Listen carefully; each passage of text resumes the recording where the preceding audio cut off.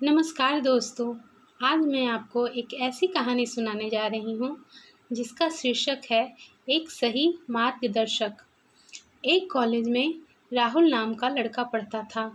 राहुल ने कॉलेज इसी साल ज्वाइन किया था। राहुल बहुत खुश मिजाज था और वह अपने कॉलेज जाने से इतना खुश था कि पूछो मत। राहुल अपने क्लास में हमेशा मस्ती मजाक करता था, इसलिए उसके पूरे क्लास वाले भी उससे बहुत खुश रहते थे।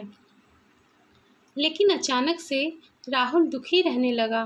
किसी से ज़्यादा बातचीत भी नहीं करता, गुमसुम सा एक कोने में बैठा रहता और सबसे अलग अकेले रहने लगा। इसी तरह 10-12 दिन गुजर गए। राहुल की खामोशी अब उसके दोस्तों और शिक्षकों से भी नहीं देखी जा रही थी। उसके दोस्तों ने कई बार उससे पूछने की कोशिश की, आखिर बात क्या है, क्यों वो इतना चुपचाप रहता है, लेकिन राहुल कुछ भी नहीं बताता। तभी एक शिक्षक ने राहुल को क्लास ख़त्म होने के बाद कॉलेज के स्टाफ रूम में बुलाया और राहुल से उसकी खामोशी की वजह पूछी। शिक्षक के बहुत पूछे जाने पर भी राहुल ने ठीक से जवाब नहीं दिया। वह बात को बस टालता गया। लेकिन शिक्षक ने थोड़े प्यार से अपनेपन का एहसास दिलाते हुए पूछा।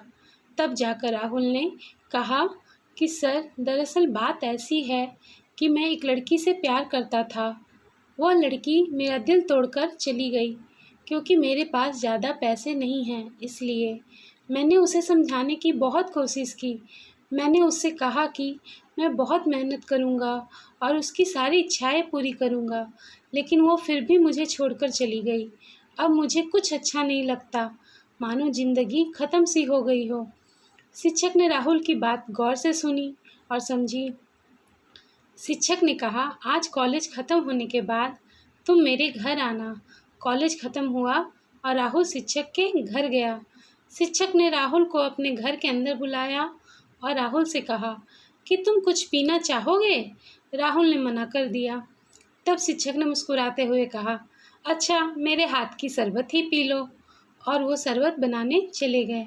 राहुल उदास बैठा अपने शिक्षक का इंतज़ार करने लगा और सोचने लगा कि शिक्षक ने मुझे घर पर क्यों बुलाया है।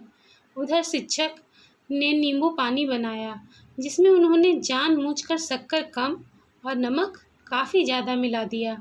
शिक्षक ने राहुल को शरबत देते हुए कहा, राहुल, लो ये शरबत पियो। राहुल ने कहा, सर, आपने मुझे यहाँ अपने घर पर क्यों बुलाया है?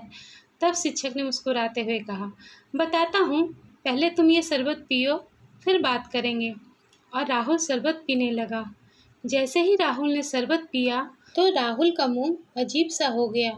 उसने कहा कि सर, यह क्या है? शरबत में शक्कर कम और नमक ज़्यादा है। तब शिक्षक ने कहा, कोई बात नहीं राहुल, मैं तुम्हारे लिए दूसरा शरबत बना देता हूँ और इस शरबत को फेंक देता हूँ। तब राहुल ने कहा, सर, शरबत फेंकने की क्या ज़रूरत है? आप इसमें और शक्कर डाल दीजिए, जिससे फिर से इस शरबत की मिठास वापस आ जाएगी। शिक्षक ने कहा, यही बात मैं तुम्हें समझाना चाहता था कि तुम्हारी ज़िंदगी में अभी नमक ज़्यादा है। तुम उस नमक को कम करने के लिए अपनी ज़िंदगी में मिठास रूपी शक्कर को घोलो।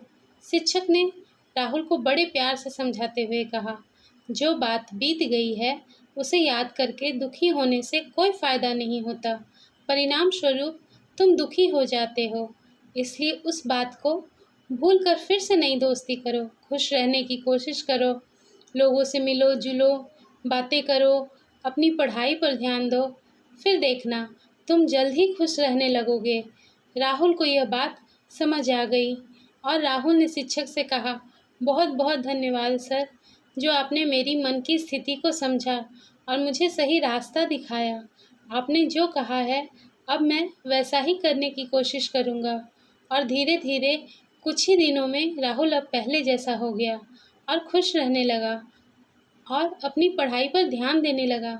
उसे एहसास हुआ कि यदि उसके सर ने उसे समझाया ना होता तो आज उसकी ज़िंदगी सही रास्ते पर नहीं होती।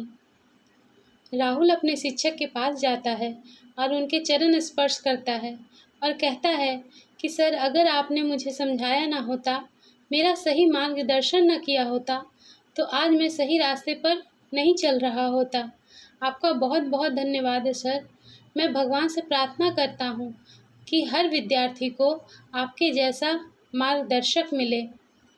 तो दोस्तों, आपको ये कहानी कैसी लगी, ये कमेंट में लिखकर ज़रूर बताइएगा। अगर पसंद आई हो तो इस वीडियो को लाइक कीजिएगा और मेरे इस चैनल को सब्सक्राइब करना ना भूलिएगा। धन्यवाद।